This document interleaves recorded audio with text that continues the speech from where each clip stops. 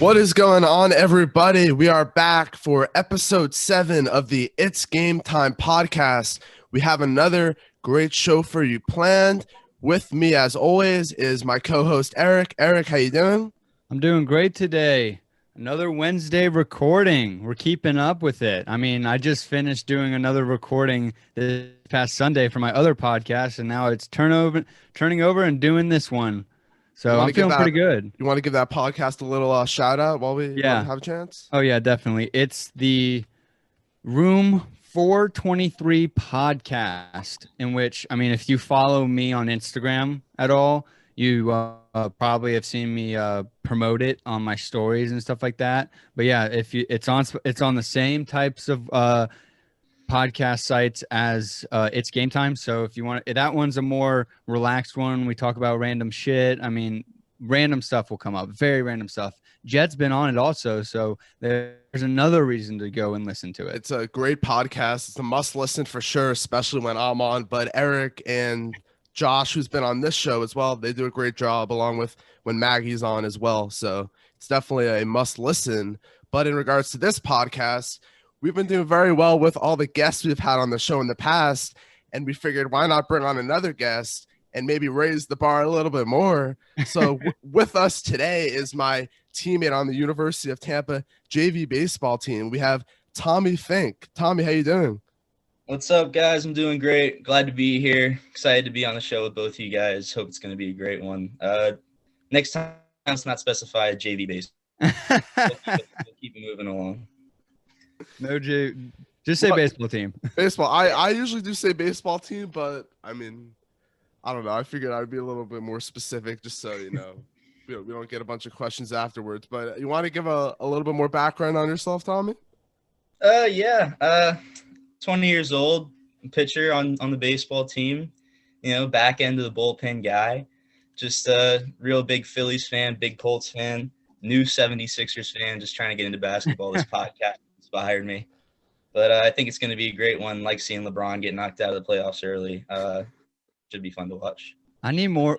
I love that. We need to get more LeBron supporters here. I think we're. I don't know what Josh would be considered, but I know Aaron and now Tommy.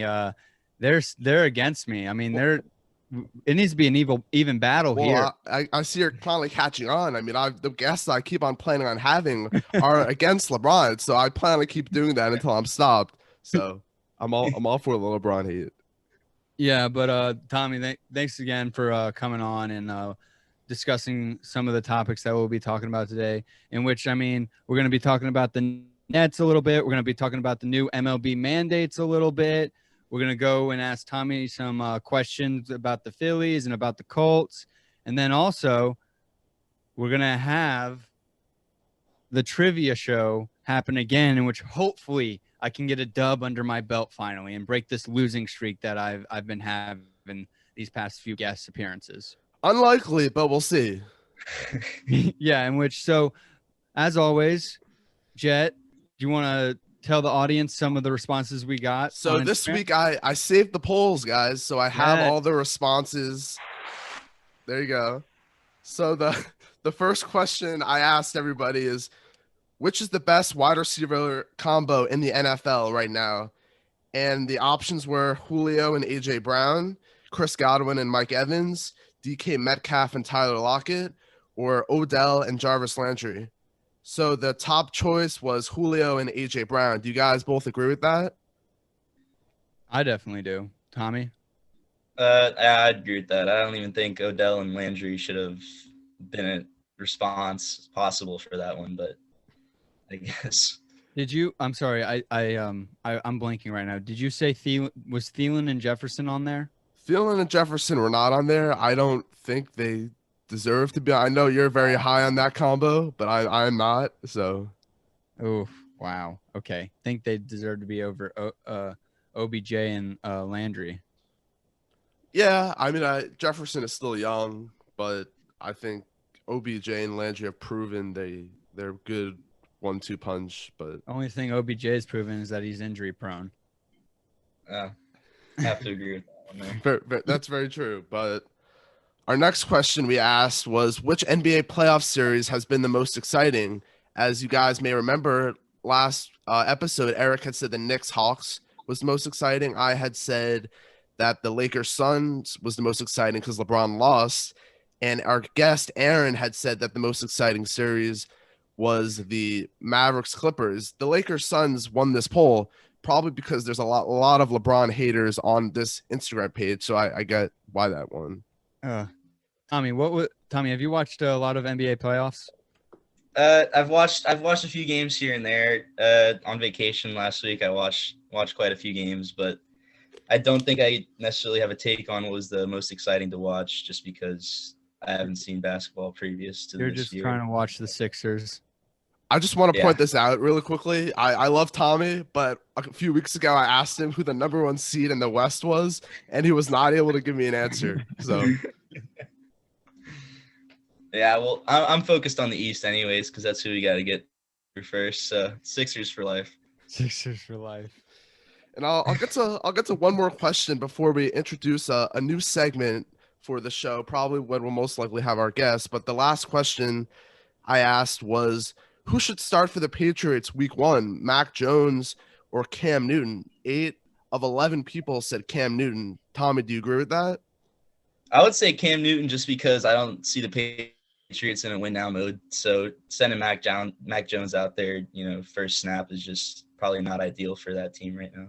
Yeah, I have to completely agree with that. I definitely think Cam Newton should start off the season, and if he's successful, keep with him. If he struggles by like Thanksgiving break, put Mac Jones in there and see what you have with him. I don't know if you guys saw this, but there was a clip that was circulating around social media of Cam Newton and Mac Jones throwing in mini camp, and it looked like every pass that Cam Newton attempted was nowhere near his receiver. And while Mac Jones completed most of the passes that he threw to his receivers, his mechanics looked awful. Oh, gosh. I mean, Tua had a pretty rough day yesterday. Oh, no. Don't Yeah, no, come on. I just want to bring this up. I saw this today on Twitter that in Patrick Mahomes' season before he won MVP, he also had the same situation where he threw 5 interceptions in a mini camp, 7-on-7, 11-on-11 scrimmage. However, the difference between Mahomes' mini camp in scrimmage and Tua's is that it was basically a hurricane in Miami during Tua's throwing session. So. Excuses. But okay, so let's get on to the next segment, in which is a new segment that we're calling Story Time, in which Jett texted me and said he has a little bit of a story to tell between him and Tommy. So, Jett, let's hear what that story is. Yeah, so I felt like this was a good idea to bring this into our show just to give a little bit more about our personal lives and what we do away from the podcast. And I wanted to bring this story up because it relates to Tommy, because it happened during this past baseball season. So to start the story, I had a roommate this past semester. I'm not going to name names. It's disrespectful to him and, his family that may be listening.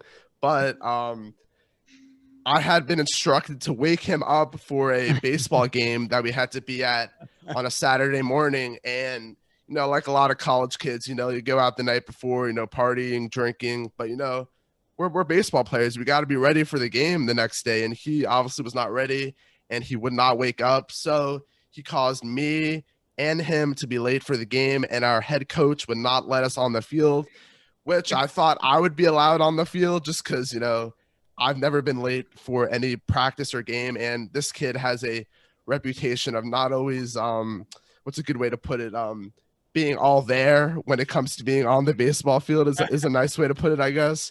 But the part where I can bring Tommy into this is I was so upset that day that I started pacing around the field because I was so angry I couldn't be on the field.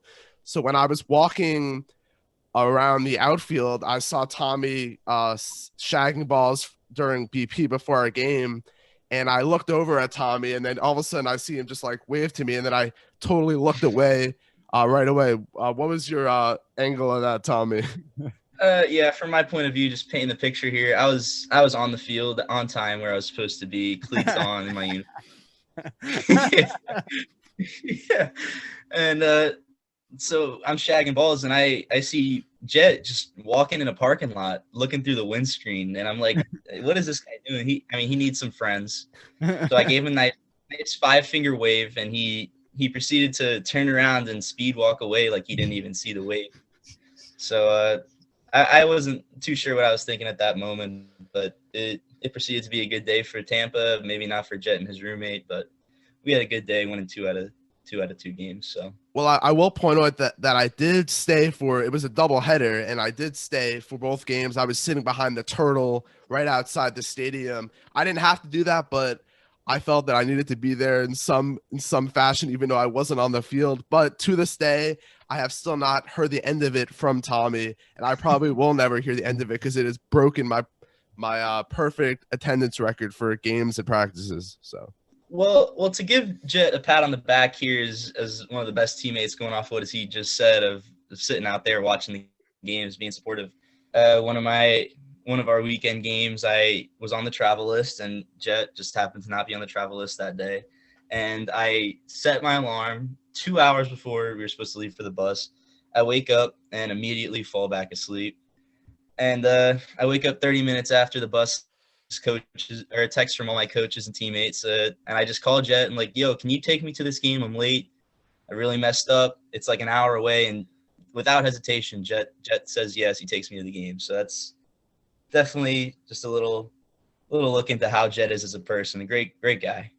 I appreciate it, Tommy. I would do that again if I had to, and I know you would do the same for me. So absolutely. That's a little bit about our life on the baseball field, and hopefully we'll bring more stories. Eric and I will have more stories to share as we get more guests on and share more about our personal lives. Oh, definitely. That was a great story. I mean, I've heard that story. Yeah, and it makes me laugh every single time, just because of the circumstance and how you kind of got fucked over by no cause of your own. Yeah, exactly. I mean, hopefully my unnamed ex-roommate is not listening. Well, I don't care if he's listening because he knows he's in the wrong. But anyways, that's besides the point. But that was a great story. Great way to start off this new segment, in which now we're going to go back to a regular segment in which it is the question of the day. And today's question is, will the Nets advance even with James Harden still kind of injured and Kyrie out for probably the rest of this series? Do you think, Jett and Tommy, that the Nets will advance past the Bucks to make it to the Eastern Conference Finals? Yeah, so I'll start us off here. I watched the game last night, and I was, texting with Eric back and forth about, what's going on in the game.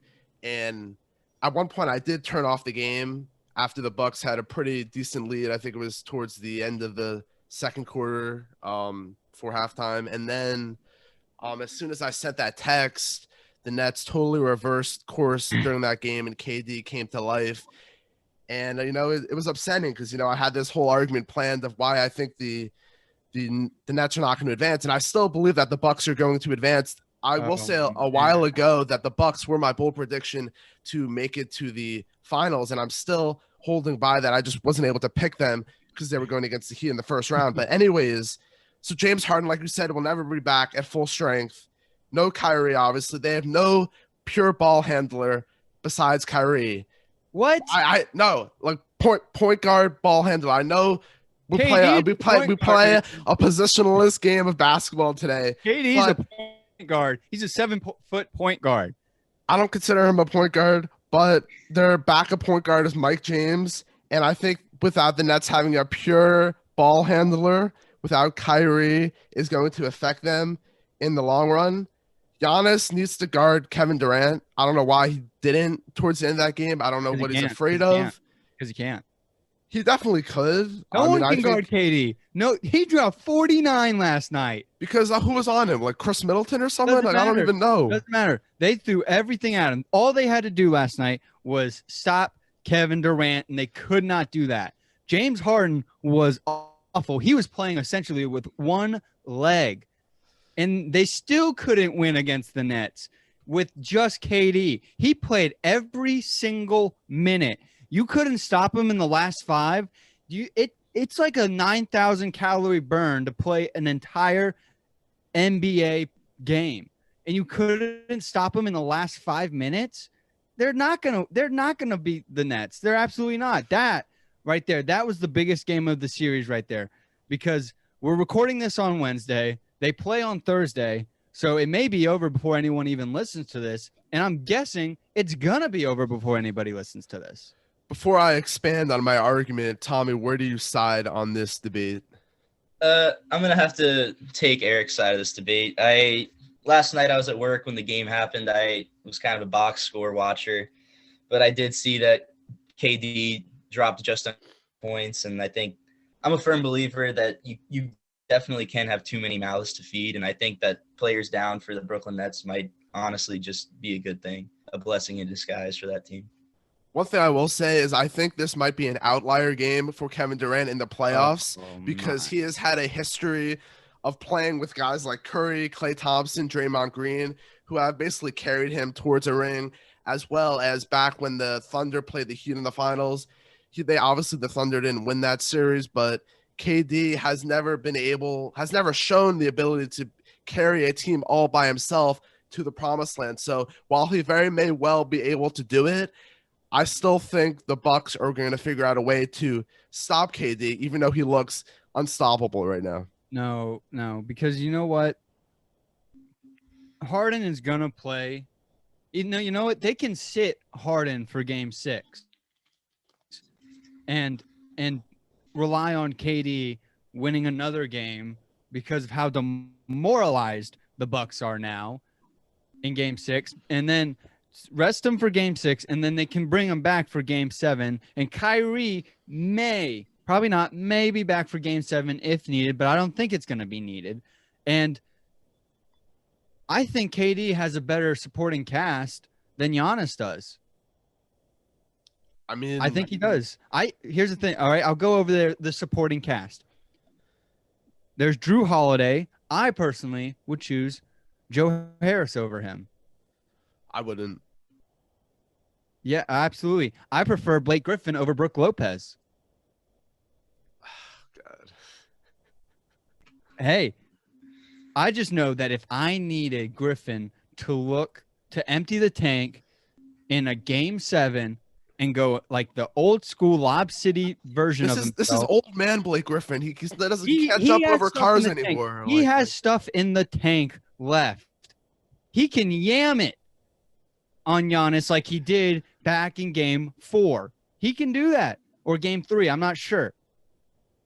I'm also taking old man Jeff Green over old sneakerhead grandpa PJ Tucker. Jeff Green was a dead-eye shooter last night. And I know that if KD gets all the attention like he was last night, Jeff Green's going to end up with 15 to 20 points. And I typed that out before the game last night. And look what happened. The only player the Bucks might have an edge is with Chris Middleton, but that's nowhere close enough for the Bucks to move on to the Eastern Conference Finals. All I will say is that LeBron cannot put up the numbers that KD is putting up anymore in his career. Just want to point that up about LeBron. But Tommy, I have a question for you. Being a part-time Sixers fan, I guess we could put it as. I would call it a newly found Sixers fan. Okay. I was a free agent fan before this. Okay, so if the Sixers end up winning the series against the Hawks, right now they're tied. Which of these teams would you rather play, the Bucks or the Nets? I personally would rather play the Bucks. I have to be honest with you. Yeah, I get that. I mean, obviously the Bucks are in a hole and they're the less talented team. While I still stand by my fourth favorite NBA team behind the Clippers, 76ers, and Heat. I still what am I saying? I hate the Bucks. See how he put the Heat at number 3 right there? Yeah, that's a bad look for Miami. That's a bad look. I mean, Jett, now, God, your pick for the finals and the winner of it, Kawhi's out for the series now, Jett. It's Paul George time. Playoff P. Stop. No, he hasn't shown up. He has not shown up. This is his he's had 30 plus points the last 2 games. Oh my, then no. Because you know what? They're all focused on Kawhi because Kawhi is an assassin on the court. a silent assassin. Well, Paul George is about to prove me right these next couple of games. So. Oh my gosh, he may drop 40 points. Doesn't mean they're gonna win.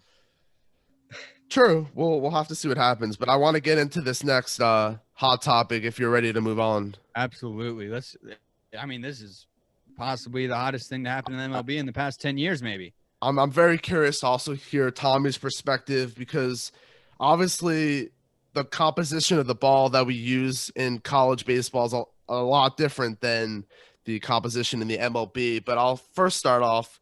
You don't use any like stuff when you throw the ball, Tommy, right? Like any rosin or anything like that? Never have, never will. I don't even wear sunscreen when I go to the beach, so. He's Nothing, clean no through foreign and through.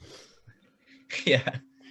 But in regards to the recent MLB mandate that came out, they are now saying that they're going to be suspending players for 10 games if they are found to be using any of the illegal substances like spider tack or bullfrog, which is a combination of sunscreen and rosin. Spider tack is actually used primarily for weightlifters to get a better grip on the weights. So, I mean, I personally think that the MLB coming out of this now is a little insane, considering that pitcher's going to have to get used to holding a ball differently. We recently saw Tyler Glasnow come down with a UCL injury. He's saying that it has to do that he was gripping the ball a little bit harder because he wasn't able to use his normal combination of sunscreen and rosin, which gave him a better grip. But Tommy, I want to hear what you think about. Do you think it's good or bad for the game for pitchers to use some of these illegal substances that we've seen? Personally, I think it's a bad thing for the game. I personally have zero sympathy for Tyler and other players that have come out about this, like Trevor Bauer's come out with videos. Tyler Glasnow came out and said that this new rule is why he thinks he hurt his arm. It may very well could be the reason, but I do have to say Tyler Glasnow is 98 with control, and he was just 98 without control his last start against the Nationals. So I don't really understand his point of view. Kind of like pointing the blame is how I see what he's saying right now. What about you, Eric? I mean, just to go over, I just want to say some of the big takeaways from the memo that was released was that pitchers are responsible, even if their teammates load up the balls. Staff members will also be held responsible if a pitcher is caught. So let's say like a guy's coming out from the bullpen and he gets caught with it on somewhere on his hat, his arm, his glove, his shirt, anywhere. The staff members in the bullpen are going to be held responsible, in which they'll get some type of punishment. And then if caught, like you said, 10-game penalty, and the teams cannot replace the suspended players. So they would be playing with one less player on their roster. But the way I feel about it is that there should be some type of compromise that should be made between the players and owners, in which maybe the only thing that should be allowed is rosin and a pine tar rag on the mound, which that would, I think, prevent players from going even farther and using other substances, like you said, spider tack and sunscreen, since they're allowed to use pine tar. And if they then decide to go further and use those other grip agents, then they need to have an even harsher punishment. Give them some leeway and stuff like that, because it's been happening for the entire history of the MLB. So it's nothing new. I also don't like how they implemented this in the middle of the season. Like, that's not cool. Like, you do that in the off season. It gives the pitcher time to adjust and change their gripping on the ball and stuff like that, since they don't have a gripping agent anymore. But even though the memo was sent out and they say they're going to start enforcing it, do you guys think that they will actually enforce it? I mean, I could see this as being a situation where they try to make an example out of somebody, where they take one of the more popular pitchers in the game, they punish him for it, and then that's it. They call it all off. They make the fans think everyone stops what they were doing with these illegal substances, and that'll be that for the game. That's my personal opinion. Well, something interesting that I've noticed, and I was looking at some of pitcher stats earlier, and like notable pitchers like Garrett Cole and Trevor Bauer's spin rates have gone down since the start of June when they said they were planning on coming out with repercussions for using some of these illegal sticky substances. But the biggest problem I have with this is the MLB and Commissioner Rob Manfred, which I think is doing an awful job right now, wasn't able to hand down suspensions for the Houston Astros players that cheated, but is willing to suspend pitchers all of a sudden for cheating in the same regard that the Astros did, which I really cannot wrap my head around. Yeah, was it Carlos Rodon from the White Sox that came out and made that statement? I love that statement. That was how he said pretty much the same thing, is that how are you going to now just suspend pitchers in the middle of the year without warning and not giving us a whole offseason to adjust, but not willing to suspend any Astro players that cheated their way to a World Series win. And the biggest thing is, like, with these suspensions that these pitchers are going to be receiving, they're going to be suspended with pay. So it's not even like they're going to be losing any of the money they would be earning if they weren't suspended, which is just ridiculous. Yeah, which, I mean, for starters, it's not, if they get suspended, it's not that big of a deal because, I mean, it is. They would miss 2 starts essentially since they pitch every 5 days. It's more of a toll on the bullpen arms that would come in and stuff like that. Tommy, I want to just hear a little bit about, I know obviously you're a pitcher. What do you think contributes to the most, like, for you to build your control when you're pitching on the mound? And what do you try and focus on to establish that control? For me, the more I focus on control, the more it goes out the window. So as soon as I start thinking about how I'm holding the baseball, that's as soon as I start hitting guys towards the head and shoulder area. And I got guys all over the bases, running bases on me, because I just, as soon as I get in my own head thinking about where my fingers are, where I'm pointing my glove or anything like that, that's as soon as I lose all of my control. Well, another thing also is, I don't know if you've ever had any issues with, I don't know if you're a big sweater or not or anything like that, but a lot of players have said, like, when they begin to sweat a little too much, then obviously the ball gets a little bit slippery. I don't know if that has to do with the composition of the ball, which is then affecting their grip. But have you, like, ever had an instance, even when it's just, it's just very hot out and you're sweating, and has it ever caused you to lose control of the baseball in any way? It absolutely has. But I mean, what you can do is you have the liberty. Any pitcher has the liberty to step off, throw the ball to the catcher, grab a new baseball, rub it down, wipe it off on their pants or their shirt or whatever they have to do. And sometimes what I'll do, I'll even just step off the mound, dry my hands in the grass or in the clay, and I'm good to go. I think that that as an excuse for using illegal substances in a game is not worthy of any excuse whatsoever.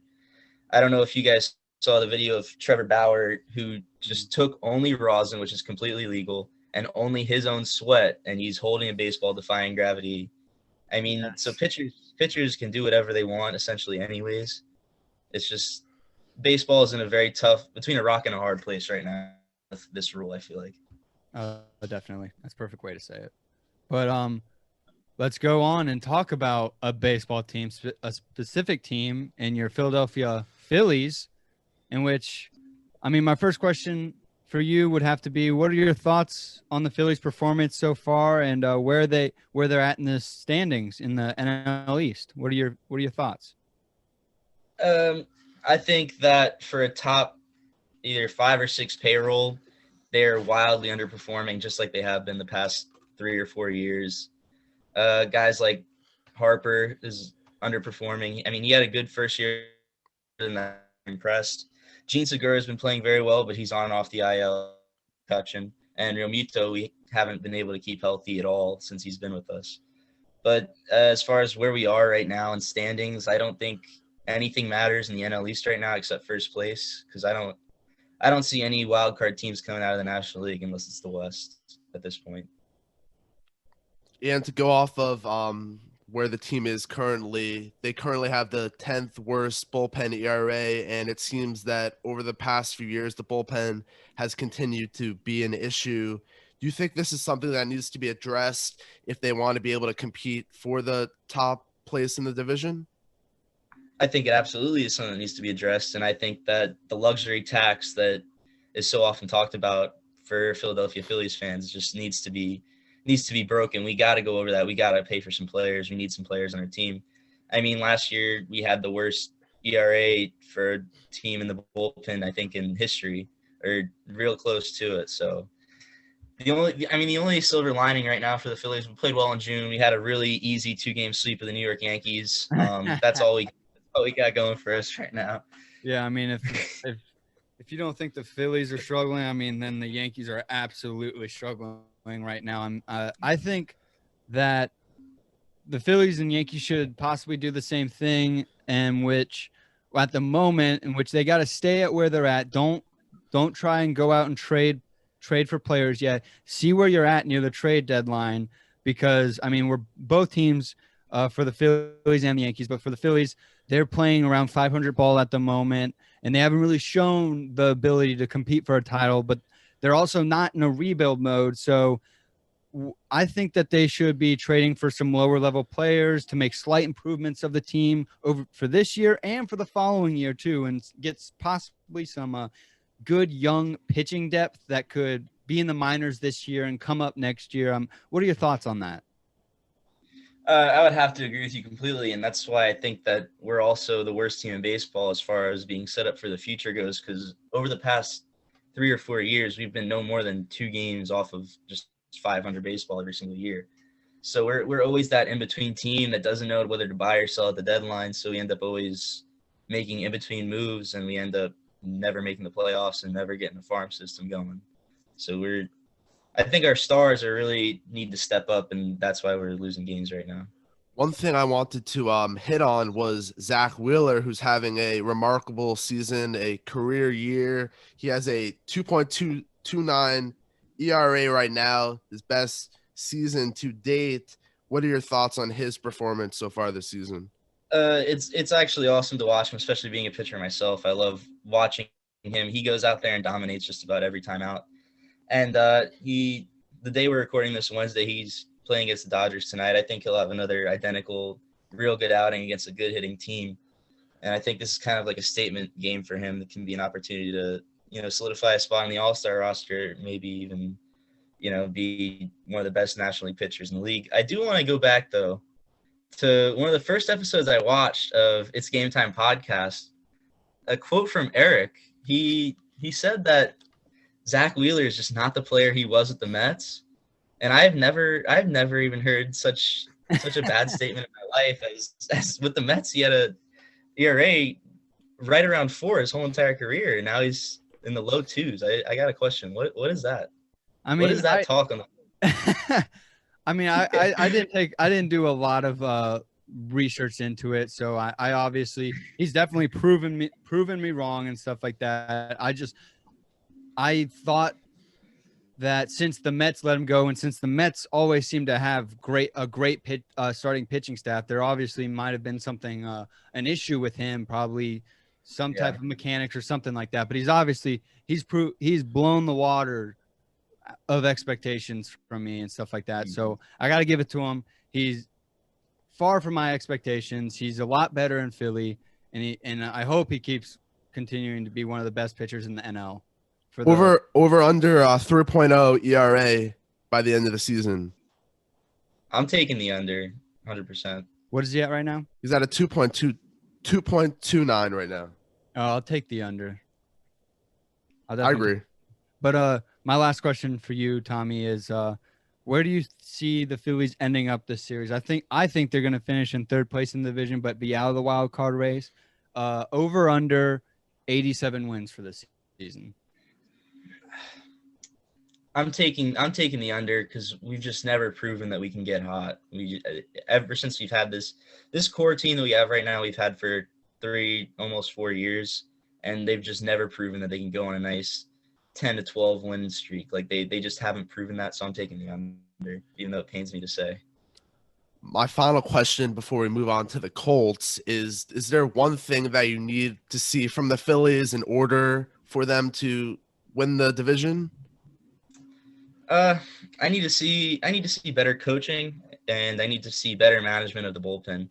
Because I mean, we have guys in that bullpen that are great pitchers that are just being thrown into the wrong role. Like Hector Neris, he's got an ERA below 3, even though he continues to go out and blow saves. That's not his role clearly, and that should be known for the manager. He needs to know that this guy can come in the 7th inning and get you a nice score, but when he comes into those huge pressure situations, he's not going to perform. Okay, so moving on to your Colts now. As a Colts fan, what are your thoughts on the Julio Jones trade?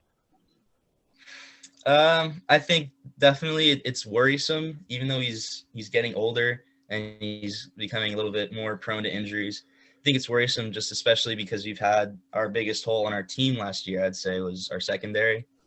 And it was getting attacked. Like Rocky Sin was getting hit hard, I know, in the playoffs, especially against the Bills. He was giving up quite a few yards to receivers like Gabe Davis. Even though Josh Allen had a great game and was putting balls right on the money, I think that he could have been covered much better than he was and maybe had to force a throw, and it could have caused some bad passes instead of great ones. Yeah, I mean, I think the matchups between the Colts and the Titans are now going to be must-watch TV because of how good the Colts defense is and how good this Titans offense was last year and how much better they could be with Julio Jones. I think the struggle is that I think the Colts will try to initially stop the run against Henry, but then end up putting less focus on Julio and Brown.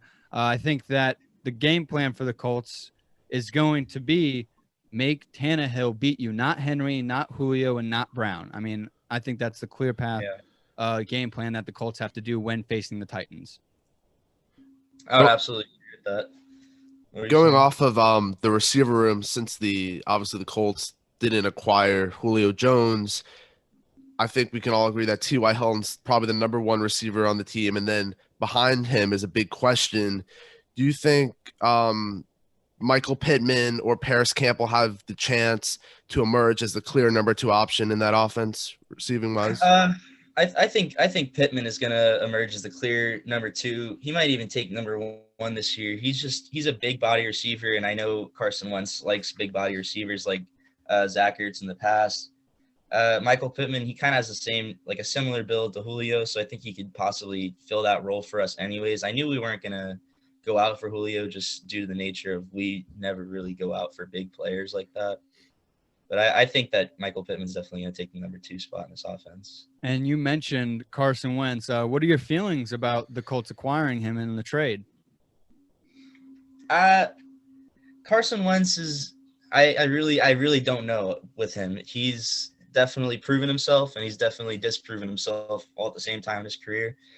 My bold take earlier on when the trade rumors were going around was if we couldn't get Stafford, I wanted to either draft a player or I wanted I'm drawing a blank right now. The Jets. Sam Darnold. Yeah, I wanted Darnold over Wentz. Wow. But then I right now I'm just happy with Wentz, and I'm hoping that he can take us to a deep playoff run at least in his first year. Yeah, I mean, with the roster that he has around the Colts, and if he plays like he did before he got injured and stuff like that and ended up getting a bad review, which I think he did, I think he can be a Pro Bowl level QB for them. And if he plays at a Pro Bowl, I definitely see the Colts winning the division and possibly winning a wild card game. Absolutely. I'll take it a step further. I think Carson Wentz is going to play pretty close to his MVP season. That's how good of a situation he is in with, Jonathan Taylor at running back, Hilton, Pittman, Campbell as receiving options. But I want to touch a little bit on Jonathan Taylor because I have discussed off camera and off recording what Tommy thinks about Jonathan Taylor. He thinks pretty highly of him. Tommy, want to tell everybody where you rank Jonathan Taylor among running backs in the NFL? Well, you can say what you want about McCaffrey being out last year, and same with Saquon. Either way, Jonathan Taylor, after being a platoon player for like the first 5, 6, 7 weeks of the season, ended up being the 3rd leading rusher in the league, only behind Henry and Cook. So I mean, I would have to say he'd be in the top 5, maybe top 3 category again as far as rushing goes in the league. Tommy, I completely will agree with you on that because I think that Wentz and Taylor are going to be the next great QB running back duo. I do. I absolutely do. I think it's going to become that dude is going to become extremely deadly, and that combo will end up having the most combined touchdowns between the two of them on the team, more than T.Y. Hilton, more than Michael Pittman. I think it's going to be him and Taylor. Hold on here, guys. Let me just say something here. These are the following running backs I rather have over Jonathan Taylor right now. Okay, Oh my God. McCaffrey, Cook, Henry, Chubb, Kamara, Aaron Jones, Saquon Barkley, Zeke, and even Austin Eckler. That is clearly who I rather have over Jonathan Taylor right now. It's McCaffrey, Henry, Cook, Cook, Kamara, Chubb. If Saquon was healthy, I would put Saquon, but I mean, I'm a Giants fan, and I just don't know how he's going to come back. They may even take a while for him to come back. I don't think I would put Chubb. It's close between those two for me. What do you think, Tommy? I think that you named a whole lot of guys that are prone to injuries and a whole lot of guys that don't have as good of an O-line as the Colts do. Well, I mean, every running back is going to experience some sort of injury throughout it. Not saying that we want that to happen, but it's just the nature of the game and the nature of the position in the NFL. It absolutely is, but I just think Jonathan Taylor, he's younger, and he didn't even get shaken up at all last season. So I think he's very well protected as far as the offensive scheme goes. And also, like, he doesn't see a lot of passes over the middle that he gets popped on. He's more of a downhill runner, and he's then go out for a 5-yard, get popped by some safety type of play. Tommy, my last question for you is, do you have any extremely early predictions for the Colts this coming season?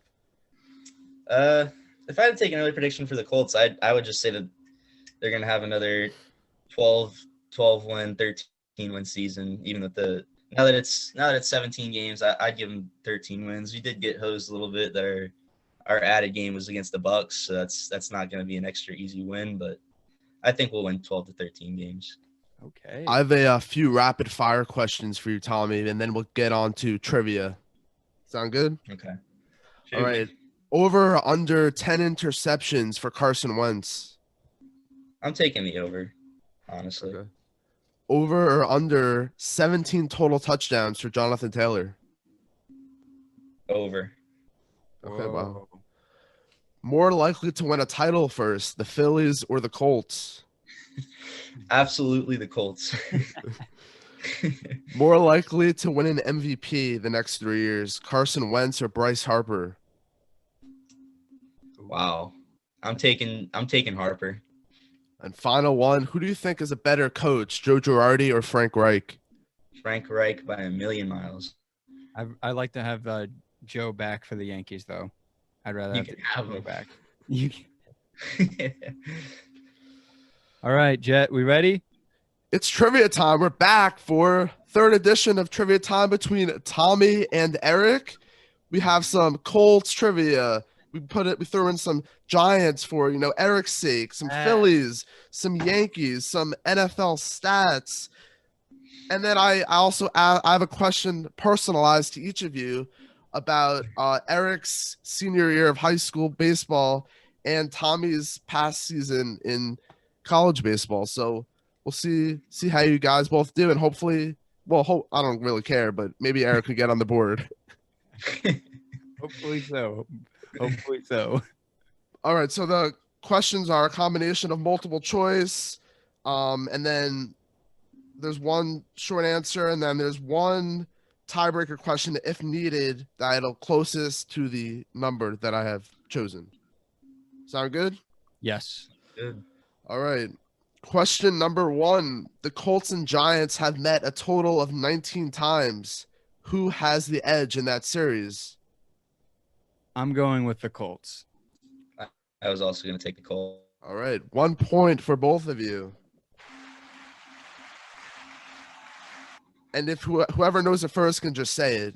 We don't have to because both can get the point. But for question 2, the Yankees defeated the Phillies in the 2009 World Series. Who led both teams in home runs throughout the series? Was it A, Alex Rodriguez and Ryan Howard, B, Mark Teixeira and Jason Worth, C, Hideki Matsui and Chase Utley, or D, Derek Jeter and Raul Ibanez? I'm going Alex Rodriguez and Ryan Howard.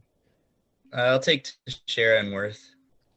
It's actually Hideki Matsui and Chase Utley. Hideki Wow. Matsui had 3 and Chase Utley had 5. Oh man. A-Rod had 1, Ryan Howard had 1, Teixeira had 1, and Jason Worth had 2. I knew Jeter was not. There's no chance Jeter was leading the team in home runs in that series. All right, so the score is 1-1. On to question number 3. There have been 2 NFL rookie running backs who have finished a season with at least 1,100 rush yards, at least 5 yards per carry, at least 10 rushing touchdowns, and at least 35 receptions. Jonathan Taylor is one of those running backs. Who is the other? Is it A, Saquon Barkley, B, Adrian Peterson, C, LaDainian Tomlinson, or D, Barry Sanders? Oh, those are so tough to choose from. Give me AP.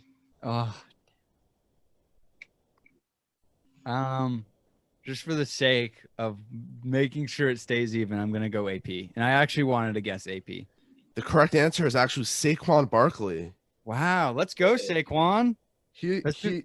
Adrian Peterson, LaDainian Tomlinson, Barry Sanders have achieved that, but none of them have achieved them as a rookie like Saquon and Jonathan Taylor both have. Okay. Question number 4 with the score tied still 1-1. Which of these MLB players did not play for both the Yankees and Phillies? Is it A, J. Happ, B, Raul Ibanez, C, David Robertson, or D, Jim Tomey?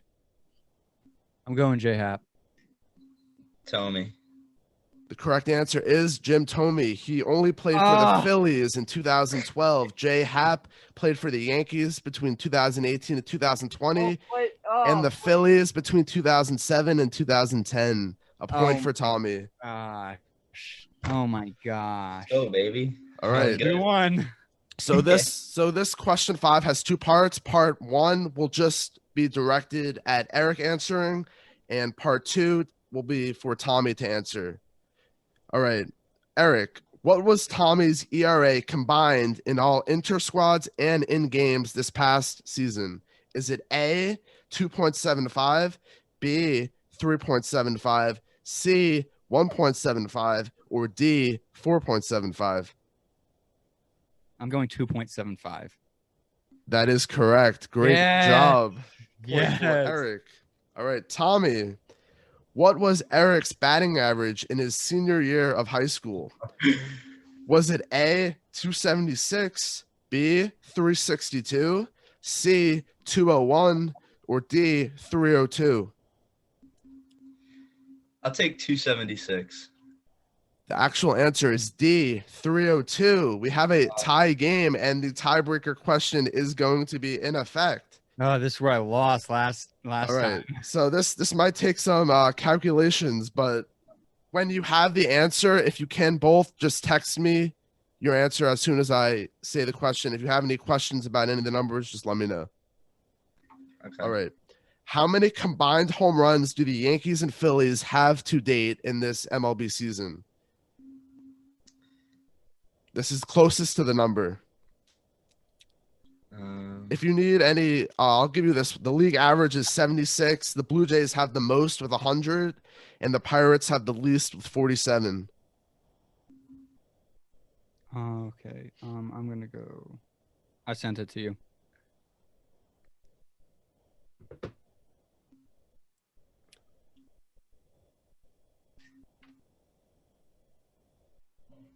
I sent it to.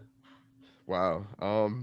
Did we guess it the same again? Well, not only you guessed the same answer, it's actually the correct answer. 145 is the correct answer. The Yankees 80 home runs and the Phillies 65 home runs. Let me see oh my gosh. Let's see. I gotta think of another question here. Okay.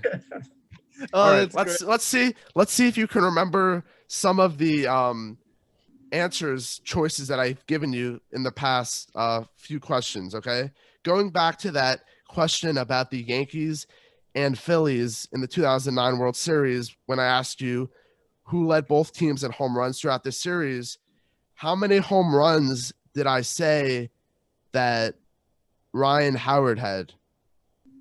I know. One. That's correct. What about Raul Ibanez? 1. 2. The correct answer is 1. Congratulations, Eric. You are officially on the board and have won your first Itz Trivia Time competition. Congratulations. Wow. Thank you. I would like to thank my family, my friends, everyone that supported me through this difficult trial. But I finally made it. Finally got a dub. That was a great competition. That was great. You both guessed the same tiebreaker answer at 145. That was very funny. But God, I'm gonna have to deal with my trivia tiebreaker questions going forward because I can't let you get the correct answer like that next time. But yeah, guys, this was the episode in which this was episode, what was it? Episode 7? We've made it 7 episodes. 7 episodes, guys. 7 episodes of Itz Game Time. Tommy, we want to thank you again for being able to come on. You got anything to say? Yeah, just thanks for having me. It was a pleasure being on the show. Hopefully we can do it again sometime. I had a lot of fun. And yeah, thank you, Tommy, for coming on. We really enjoyed having you on, and we would love to have you on again. Also, to everyone listening, don't forget to follow us on Instagram at Itz Gametime _podcast. Send it to your friends, send it to your family, and just keep listening because we're going to keep providing you great content going forward. So stay tuned. Yeah, in which that, again, was episode 7 of Itz Game Time. We hope you enjoyed, in which we'll be back again next Friday. Peace out.